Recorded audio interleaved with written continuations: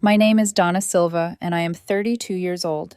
6 months ago, I stood barefoot in the kitchen where my grandmother taught me to roll pie crust with a cold bottle and a prayer. The farmhouse smelled like old pine and lemon oil, a scent I could recognize blindfolded. The windows sang whenever the wind leaned on them. If you listened closely, it sounded like the house was breathing.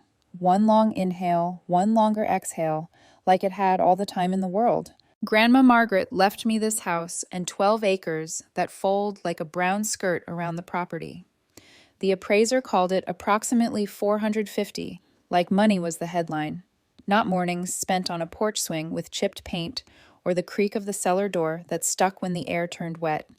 I didn't correct him. Some things don't translate. My parents, Luke and Grace, once lived in a world that was all spreadsheets and scarcity. When I was 8, they lost their jobs within months. Grandma took in my sister Nicole and me for 3 years, saving the parts of our childhood that were worth saving. I was the kid who followed her into the barn and learned the names of tools as if they were uncles. Nicole was younger then, allergic to dirt and boredom, happier with books and bracelets than hammers and hinges. Grandma never forced her. She just smiled like she knew time would make its own arguments. When Grandma died, the will was read at Mr. Evans's office. He spoke in the dry, careful way people do when they're trying not to be seen holding a family's throat. The farmhouse came to me. Nicole got Grandma's jewelry and $50,000 in bonds. The rest went to distant branches of the tree. Nicole said she was relieved. Liquid assets are better. I can't imagine living out there. I nodded.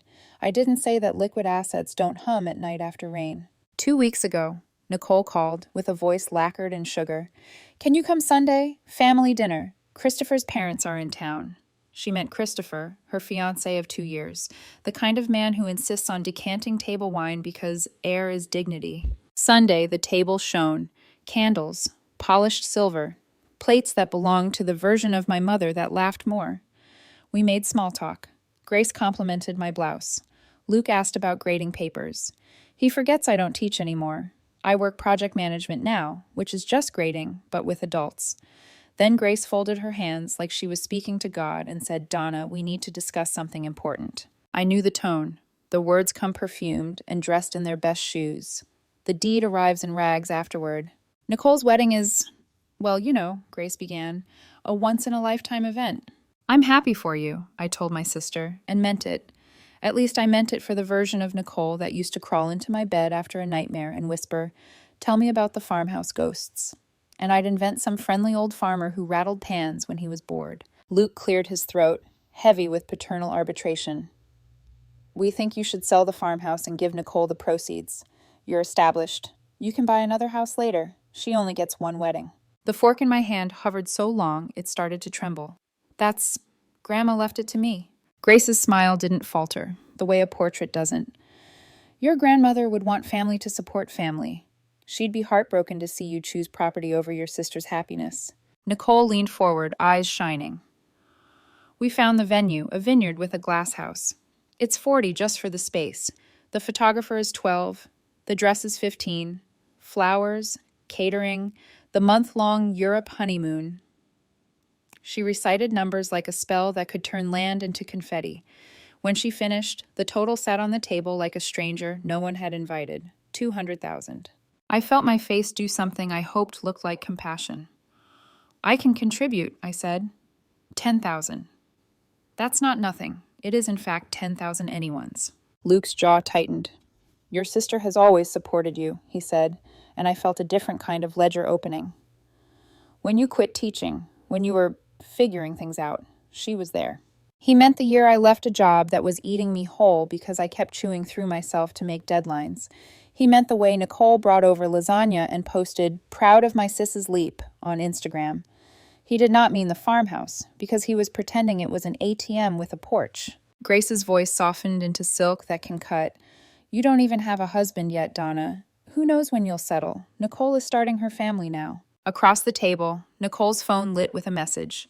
I read the name out of reflex, and the name read me back. Sabrina. It was probably nothing. The name lodged anyway, the way a seed does after wind. A beat later, Nicole flipped the phone, face down. Can I show you the Pinterest board? She asked me brightly. It's a vineyard theme, but modern.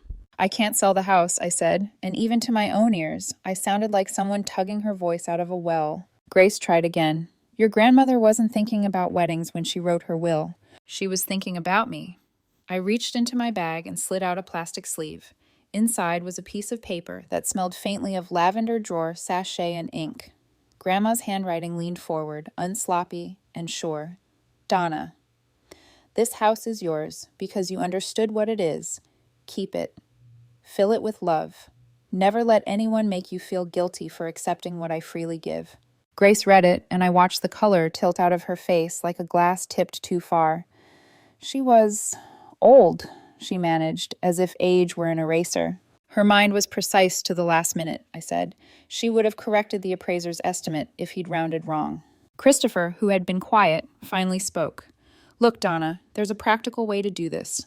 My father is willing to buy the farmhouse for, say, $200, paid over 10 years, 0 interest. You'd get steady payments, and we'd have the wedding we've planned. A bargain. For them, a leash for me. No, I said, I'm keeping the house. I turned to Nicole, and I'm still willing to give you $10,000. That's my final offer. What followed wasn't a fight so much as a play in 5 shrinking acts. Nicole cried, the kind of dramatic sobs that pin everyone else to their chairs. Grace cried because Nicole was crying. Luke slammed his palm down with the theater of fatherhood and told me I was destroying this family. He pronounced me ungrateful, small, and cold. He ended with, until you do right by your sister, you're not welcome in our home. You are no longer our daughter. I should have stayed silent. I should have been better than the hurt. Instead, I laughed, a short, astonished breath. Dad, you haven't invited me to your home in 3 years. You send requests, not invitations.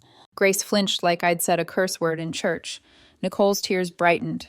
Christopher looked at his phone. When I finally stood, my chair's legs scraped the hardwood, an animal sound. I left cash under my plate. As I reached the door, Grace called after me. Think about what Grandma would want. The old argument, polished smooth from use. I am, I said, every minute. Outside, the December air cleaved my lungs clean. I sat in my car, hands shaking, and called Ethan. His voice came warm and steady, a hand on the back of my neck. Tell me everything, he said.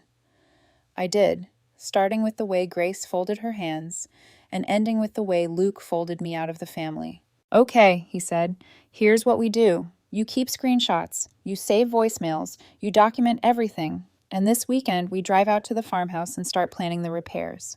We make a list. We plant roses in April. Grandma's, I said, the pink ones that blow open like secrets. Exactly, he said. We'll plant the secrets. When I hung up, a text from Nicole arrived. A Pinterest photo of a glass house glowing like a lantern in a vineyard night, captioned, Family Helps Family.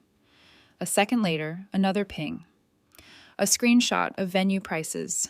Then a third, Sabrina, accidentally forwarded, I think, a string of messages about paperwork and authorization and getting a listing in motion if Donna drags her feet.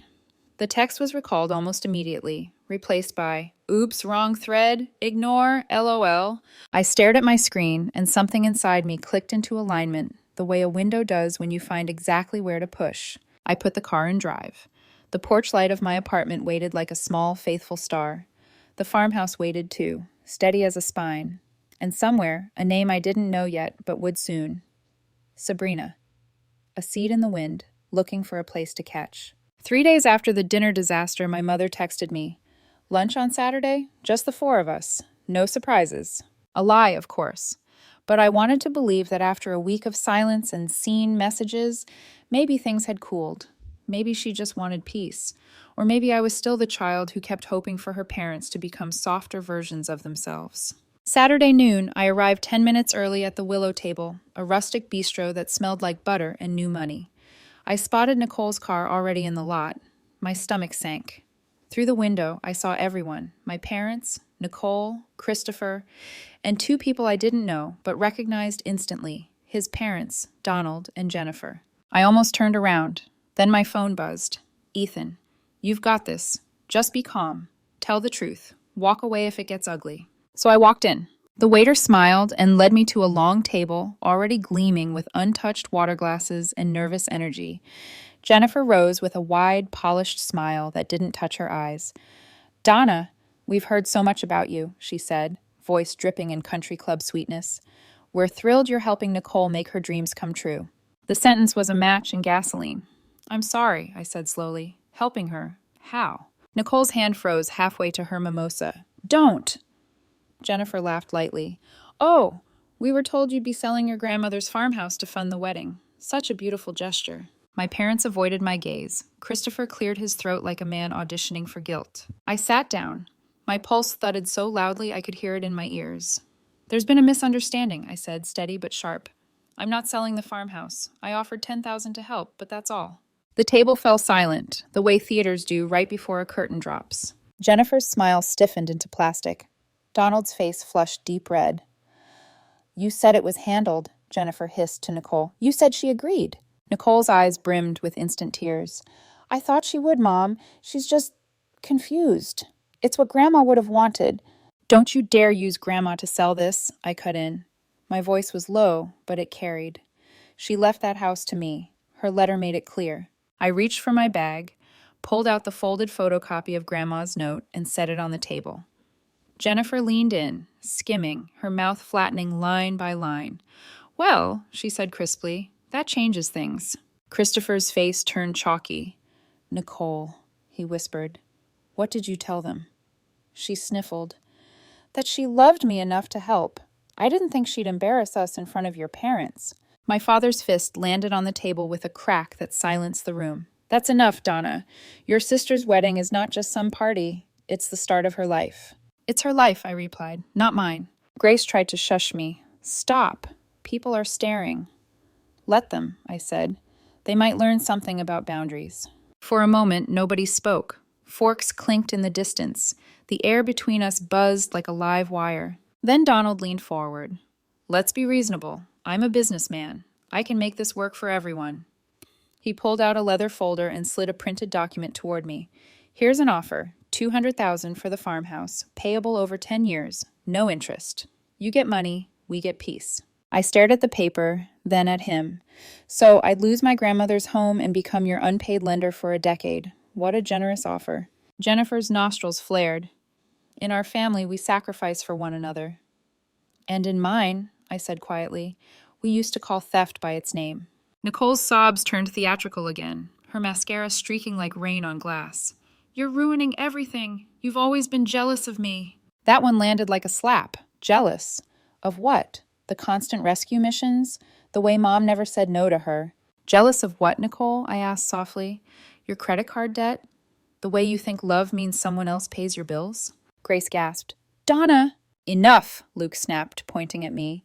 His face flushed purple. Until you do right by this family, you're out. You're no longer our daughter. Jennifer's mouth dropped open, clearly not expecting the drama to reach Greek tragedy levels. Nicole reached for Christopher's hand like she needed an audience for her heartbreak. I stood up, sliding my chair back slow enough for every eye to follow. You disowned me last Sunday, remember? I said quietly. You're just repeating yourself. Grace's hand trembled as she reached out. Donna, please. But the pity in her voice wasn't for me. It was for the picture-perfect wedding crumbling around her. I left cash for my untouched meal, picked up Grandma's letter, and turned to go.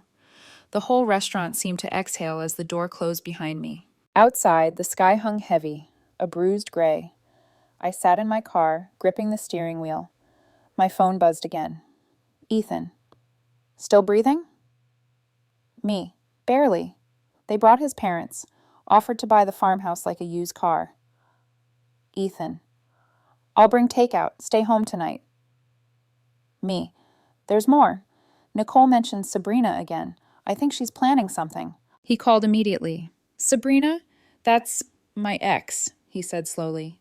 Why would Nicole be talking to her? I stared at the bistro's glass windows, my reflection ghosting back at me. I don't know, I said. But my sister just mentioned paperwork and listings last week. Listings? Ethan's voice hardened. Donna, don't tell me she's trying to sell your place. The thought landed like a stone in my stomach. She can't, I whispered. It's in my name. Then promise me, he said. Don't leave the farmhouse unattended. I'll meet you there this weekend. We'll check everything. Locks, documents, everything. Okay, I said.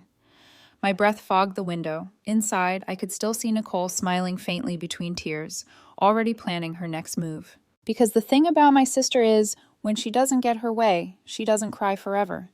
She plots. And I had a terrible feeling the farmhouse wasn't done breathing yet. A week passed. No calls, no messages, just eerie silence. That kind of silence that feels planned. Then one afternoon, I got a call from Mr. Henderson, my grandmother's old neighbor. His voice trembled with urgency. "Donna, you better get out here. There's people in your house." I dropped everything, my laptop, my lunch, and drove like my pulse was the gas pedal. The road out to the farmhouse was lined with bare trees, their branches reaching like witnesses. When I pulled into the gravel driveway, 3 cars were parked out front. Nicole's, Christopher's, and one unfamiliar silver SUV with a magnetic sign on the door. Brenda Realty Group. Through the kitchen window, I saw movement. Nicole in heels, holding a coffee, smiling too wide. A young couple stood near the fireplace while a woman in a fitted blazer gestured around with a folder. It took me 3 seconds to recognize the realtor. My heart went cold. Sabrina, Ethan's ex. She turned toward the door just as I stepped inside. The look on her face when she saw me, shock first, then guilt, then something like realization, will live in my mind forever. "Donna, hi," she stammered. "We were just, shh. You're trespassing," I said flatly. "All of you." Nicole rolled her eyes, breezy as ever. "Don't be dramatic, Donna. I have power of attorney. This is a showing." She handed me a crisp document, still warm from a printer. My own name sat there in black ink, followed by a curling signature that looked almost like mine. Almost. I stared at it. "You forged my signature." Nicole's smile didn't waver. "You were being unreasonable. This is for the family's good. Once the sale closes, everyone wins." Christopher added, "You've been emotional, Donna. Maybe this is for the best. Fresh start, clean break." "Get out," I said. "All of you, now." Sabrina stepped forward, her expression shifting from confusion to alarm. "Wait, Nicole told me she had full legal authority. She said you agreed." "She lied," I said coldly. "You're part of a crime scene." That was when I called Anthony, my lawyer friend. He told me not to touch anything. "Call the police, he said, now." Within 20 minutes, officers Patricia Martin and David Clark arrived. The young couple who'd been touring had already fled. Sabrina stood outside, arms folded, mortified. Nicole tried to laugh it off. "It's a family misunderstanding," she told Officer Martin, her tone sugar-coated. "Forging legal documents isn't a misunderstanding," I said. "It's a felony." Officer Martin compared the fake document to my actual ID signature, her brows knit together. "These don't match at all." Nicole's face paled. "You can't arrest me. My wedding is in 2 months." Christopher tried to step in, puffing up like a peacock. "You're making a scene. Let's just handle this privately." The officer's voice went cool. "Sir, step back. Miss Silva, you'll need to come with us." The click of handcuffs echoed through Grandma's kitchen, the same kitchen where she once taught us to bake cookies. My mother's favorite yellow teapot still sat on the counter. The sight of it made my throat tighten. Nicole finally broke, real panic flooding in. "Donna, please, don't do this. I was just trying to help. We need this wedding. Everything's already booked." "You need help, all right," I said quietly. "Just not the kind you think." When the police led her out, Christopher followed, shouting, "You're destroying your own family." "Funny," I said. "I thought she already did that." As the cruiser pulled away, I exhaled for what felt like the first time in days. Sabrina lingered by her car, avoiding eye contact. "You really didn't know?" I asked. She shook her head. "Nicole said she was your agent and that Ethan had mentioned you were selling. I didn't check." Her voice cracked. "I'm sorry, Donna. I wouldn't have touched this if I knew." "You should probably talk to the police," I said. She nodded. "I will. I'll tell them everything." As she turned to leave, she hesitated. "You know," she murmured, "Nicole mentioned me by name before. Said she wanted someone Ethan would trust by association. I thought it was weird." That sentence dropped into me like ice water. So Nicole had reached out to Sabrina on purpose, used Ethan's past to make it believable. Later that night, Ethan and I sat on the porch swing, still in shock. The sky over the fields was bruised purple, the first stars pushing through. He kept shaking his head. "I can't believe she dragged Sabrina into this. I haven't spoken to her in a year." "She knew your name was leverage," I said. "She counted on me recognizing it too late." Ethan sighed, rubbing his forehead. "This isn't just greed anymore. It's obsession." "I know," I whispered, "but I'm done playing defense." That night, I emailed Anthony every file, every message, every oops wrong thread text. I printed Grandma's letter again, placed it beside the forged document, and stared at the difference. Love against manipulation, ink against fraud. A few days later, the fallout started. Nicole was released on bail that same night, paid, surprisingly, by Christopher's parents. By morning, my phone lit up with a dozen missed calls from Mom. I didn't answer, but her voicemail said everything. Donna, how could you do this to your sister? Over a house? Your own blood? She made a mistake. Fix it before she ends up with a record. And then Dad's voice, furious and trembling. Drop the charges now, or you'll regret it. I didn't respond. I saved every voicemail. Anthony called the next day. We're pressing forward, he said. This isn't just family drama. It's a crime. Keep documenting everything. Don't meet them alone. He paused. Also, good news. Mr. Henderson's security cameras caught them breaking in through the kitchen window. We've got video. For a moment, I couldn't breathe. You're kidding. Nope. Full view of Nicole and Christopher entering with a crowbar. The image of them breaking Grandma's window, the same one with the lace curtains she'd embroidered herself, burned through me like acid. Anthony, I said, my voice shaking, let's make sure they face everything they've earned. And in that moment, for the first time since Grandma's funeral, I felt something close to peace. Not the gentle kind, but the steady, unflinching kind that comes when you stop apologizing for defending what's yours. The story spread faster than wildfire, only this time, my family lit every match themselves. By Monday, Nicole's GoFundMe page was trending among her circle of Facebook friends. The title, Help Us Save Our Dream Wedding After Family Betrayal. She wrote that I stole her rightful inheritance and had her arrested out of jealousy. I scrolled in disbelief as comments poured in. Stay strong, girl. Some people forget blood is thicker than money. Your sister will regret this when she's alone at that dusty farm. She'd raised $3,200 in 2 days. I shouldn't have looked, but curiosity is its own kind of masochism. Each post was a new wound. Mom sharing Bible verses about forgiveness, Dad posting, some kids lose their way, chasing earthly things. Meanwhile, my lawyer Anthony was ecstatic about the video evidence. They broke in through the kitchen window, he said. That alone strengthens the case. Forgery, plus breaking and entering, it's airtight. But the family wouldn't let go. They called, they begged, then they threatened. Mom's voice cracked one evening over the phone. Donna, please, she's your sister. Don't ruin her future over a misunderstanding. You used to protect her when she was little. I almost laughed. Mom, I protected her from nightmares, not prison sentences. Dad's call came after that. Short, venomous, and final. You're no daughter of mine. I hung up and blocked both numbers. That night, Ethan found me sitting on the farmhouse porch steps, staring at the stars Grandma used to map with me. He knelt beside me. She's your sister, he said quietly. I know, I whispered, but family doesn't mean immunity. He didn't argue, just pulled me into his arms, and for a while we sat in silence. The fields around us hummed with the kind of peace my childhood never had. But peace never lasts long in the Silva family. The lawsuit. 2 weeks later, a courier knocked on my door with a manila envelope. Inside, a lawsuit. Nicole Silva v. Donna Silva. Emotional distress and breach of verbal agreement. She claimed I'd promised her the house proceeds verbally and then humiliated her publicly. Anthony laughed so hard he nearly dropped his coffee.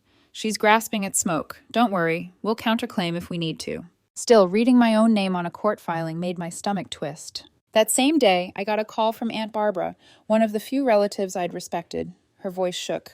Donna, I owe you an apology. For what? I asked, though I already knew. For believing Nicole's lies. She told all of us that Grandma changed the will last minute because you manipulated her, said you made Grandma sign things when she was sick. We all thought, God forgive us. We thought it was true. My throat went tight. How did you find out? I ran into Grandma's lawyer at the grocery store, Mr. Evans. He told me Grandma finalized the will 5 years ago. You were always supposed to get the farmhouse. Her voice broke. She lied to everyone, Donna. She even faked text messages, photoshopped ones, to make it look like Grandma promised Nicole the house verbally. The next words felt like air returning to a drowning lung. So you believe me now? I do, and I'm calling a family meeting tonight. The confrontation. That meeting turned into the closest thing to a courtroom our family would ever see. Aunt Patricia, Barbara, Cousin Thomas, Even a few distant relatives showed up at my parents' house. Nicole sat at the dining table in a pale sweater, trying to look fragile. Christopher wasn't there. Rumor had it his parents had pulled their financial support after the arrest. Nicole, Barbara began. We spoke with Mr. Evans. He confirmed Grandma's will. It hasn't changed in years. Nicole's lower lip trembled. He's lying. Grandma told me. Patricia slammed a folder down. And what about these? Inside were printouts of the fake text screenshots she'd circulated. You used free editing apps, for heaven's sake. Even the fonts don't match. Nicole's face drained of color. Those are just... Stop lying, Patricia snapped. You tried to steal your sister's house. You broke in. You forged her name. And you have the audacity to play victim? Mom clutched her pearls. She was desperate. You all don't understand the pressure to have a perfect wedding. Barbara looked at her sharply. When I got married, it was in my backyard. Potluck dinner. Been married 35 years. Maybe if you hadn't spoiled her rotten, she wouldn't be facing jail time. The room went dead silent. Nicole's voice came out small. I didn't mean for it to go this far. Dad's jaw flexed. You're all overreacting. But even he looked uncertain for the first time. That night, Christopher's parents released a statement to their friends. They were withdrawing from the wedding entirely. Donald called Nicole unstable. Jennifer demanded that Christopher break off the engagement immediately. By morning he had, via text. Nicole's meltdown outside her lawyer's office was caught on video by someone passing by. She screamed, cried, threw her engagement ring, and shouted, I'm not the villain here. The clip went viral on TikTok under the caption, Bridezilla learns crime doesn't pay. It had 2 million views by the next day. Sabrina, the realtor caught in the crossfire, reached out to me soon after. She'd given a full statement to police, clarifying that Nicole had misled her completely. I'm sorry for my part in it, she said sincerely over coffee. She used Ethan's name to make me trust her. I feel awful. I know, I told her. She counted on that. Ethan later admitted that he'd felt terrible too. I never thought my past would be used like that, he said. But Sabrina came clean. That's what matters. And for the first time, I realized redemption and accountability could exist in the same breath. Nicole just hadn't learned that yet. The aftermath. By the end of the month, Nicole's lawsuit quietly vanished. Anthony filed a motion to dismiss, and the judge granted it in under 5 minutes. The family, however, was fractured beyond repair. Mom refused to speak to me, sending only one text. Your sister's heart is broken. Hope you're happy. I didn't respond. Happiness wasn't what I felt, just a strange, empty relief. The farmhouse felt quieter than ever, but in that silence I could finally hear myself think. 4 months later, the farmhouse finally felt like home again. The ghosts of shouting matches and slammed doors had been replaced by the hum of a coffee maker, the sound of Ethan sanding wood in the barn, and the smell of fresh paint on the porch railings. We'd spent the spring rebuilding everything that Nicole tried to destroy. The porch steps, the garden fence, the peace I didn't know I could have. Grandma's roses, the pink climbing kind that opened like secrets, were blooming for the first time in years. Their petals looked like forgiveness. Soft, quiet, but with thorns if you didn't respect the boundaries. The verdict. 2 months earlier, Nicole had pleaded guilty to misdemeanor attempted fraud. Anthony called me after the sentencing hearing. She got 2 years probation, he said, 200 hours of community service, and restitution for the damage from the break-in. The forgery charge? I asked. Dropped in the plea deal, he said. She's lucky. The prosecutor wanted to make an example. Lucky. That was one word for it. When the news broke, Mom posted a cryptic Facebook status about a mother's love never dying, even when her children lose their way. Dad didn't say a word. He didn't have to. The silence said everything. The fall and the consequences. Nicole moved back in with them. The wedding never happened. Christopher was gone. Last I heard, he'd moved to Seattle and started over. His parents cut contact with mine, too, after finding out how deep the deception went. Nicole's dream day left her with $40,000 in credit card debt from non-refundable wedding deposits. She's working 2 jobs now, a retail shift in the mornings and a catering gig at night. The irony wasn't lost on anyone. If she'd just accepted my $10,000 gift, she'd be married and debt-free. Aunt Patricia called last week. She's learning, I think, she said. Hard way, but still learning. Maybe, I replied, but I'm not her teacher anymore. The letter. One morning, as I was sketching plans for the garden, a thick white envelope arrived in the mail. The handwriting was familiar, perfectly rounded, dramatic loops on every Y and G. Nicole. I sat on the porch steps, the sunlight cutting across the paper, and opened it. Donna, I know you hate me right now, but family helps family. I'm still paying off everything, and the fines are suffocating me. If you could lend me $5,000, I promise I'll pay you back when I can. Please don't turn your back on me again. You're my sister, Nicole. No apology, no accountability, just a request, dressed up as reconciliation. I went inside, pulled Grandma's letter from the frame above the fireplace, and made a copy of one line in her neat handwriting. Never let anyone make you feel guilty for accepting what I freely give. I folded the copy, slid it into a blank envelope, and mailed it back. No note, no explanation. Just Grandma's wisdom. Simple, clear, final. The new life. Now the farmhouse is alive again. Ethan and I moved in officially last month. The old barn has become his art studio. He's already sold 3 pieces to collectors who stop by the local farmers market. Every Sunday, we host dinner on the porch for what we call our chosen family, people who earned their place here. Anthony and his partner Brian bring wine.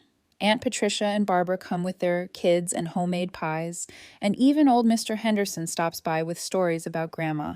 Sometimes I catch myself glancing at the empty chair at the end of the table, the one that used to be Grandma's. I imagine her smile, proud and a little mischievous, like she knew this was how it would all end. Because the truth is, she didn't just leave me a house, she left me a lesson. That love without boundaries isn't love, it's self-erasure. That family without respect isn't family, it's obligation. And that sometimes the greatest act of love is standing firm while others call it cruelty. The closure. Ethan calls from the yard, interrupting my thoughts. Donna, come look at this. I step outside. He's kneeling in the garden, pointing to a new rosebud. The light hits it just right. Pale pink, almost glowing. She'd love this, he says softly. She would, I whisper. As we stand there, the evening settles like a warm blanket. The farmhouse hums quietly, alive and breathing again. I think about Grandma's words one last time. Fill it with love. And that's exactly what I've done. Because sometimes the best revenge isn't revenge at all. It's peace. Peace that no one can take, sell, or forge your name on. Peace that grows, thorn by thorn, until it blooms.